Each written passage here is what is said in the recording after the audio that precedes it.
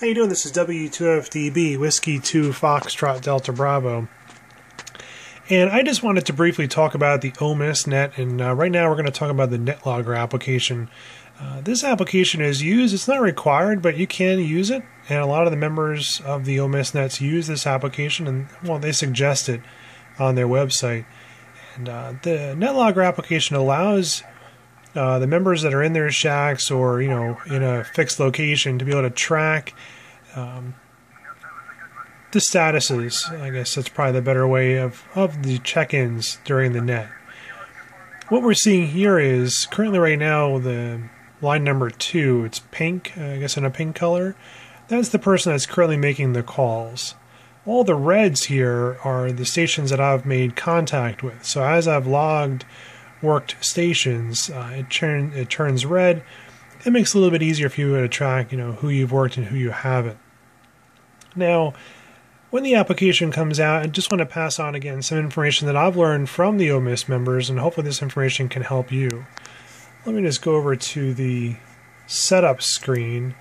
In the setup screen, you want to look under the worked stations and call sign by band mode. It's call sign plus band plus mode. This information can be helpful when you want to find out stations you've worked in a particular net.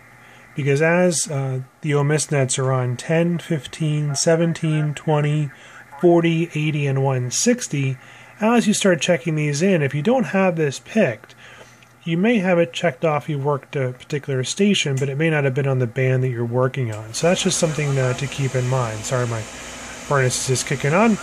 So that hopefully gives helpful information for you to be able to clean out, clean up your display. Now, I just want to briefly go through some of the stuff we're seeing here on the screen. The first column, obviously, is the number of the order. Okay? And then we're going to see the call sign. All of these fields are sortable. So you actually can go through and click on the title, and it'll sort the screen. Okay? So I can sort it by call sign. I can sort it by state, remarks. The remarks field is going to be their OMIS number. My OMIS number is 8897, 8897. And during check-in, it's helpful for you to be able to jot down either their call sign or the OMIS number. That way when it comes around time for you to make some calls, you can sort of compare with what you heard with what you see here on the screen. If I wanted to, let's say, work a particular station, I can just right-click on them and click on mark as needed, and that'll turn the actual contact green. So when it comes time for me to work someone, I can do that. Also, what I'll do is I'll also keep a scratch piece of paper handy alongside with all the stations that I've heard, but I'll also be able to jot down who I've heard and what they're being called at. Like, it's did I hear a person as a 5-5 or a 2-1 or whatever the case may be. And again, so the next column over is going to be QSL info. There's some information in there which you can find out more about on the website, but the GIB-a number is good in Bureau. And that comes in play when it actually comes around to the Bureau, the OMIS Bureau. It's very, very helpful and a great thing to use if you have the opportunity to give it a try. I highly suggest using the Bureau, but I'll get into that in a different time. Then we'll see their name field. Not everyone is going to have it updated.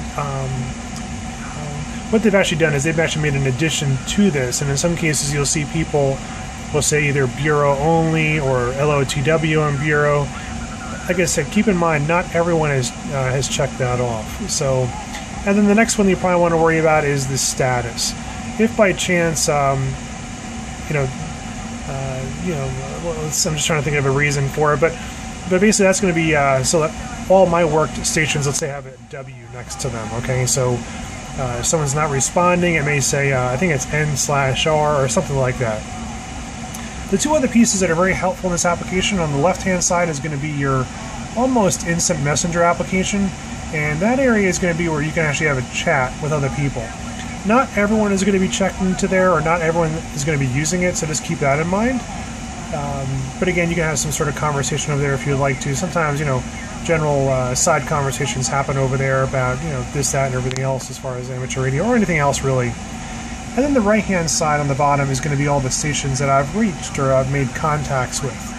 So again, that's sortable by the net frequency, so there are some tabs in there. So again, I just want to pass on some information about the NetLogger application in hopes that this can help you out. And 73, and have a great day. This is W2FDB.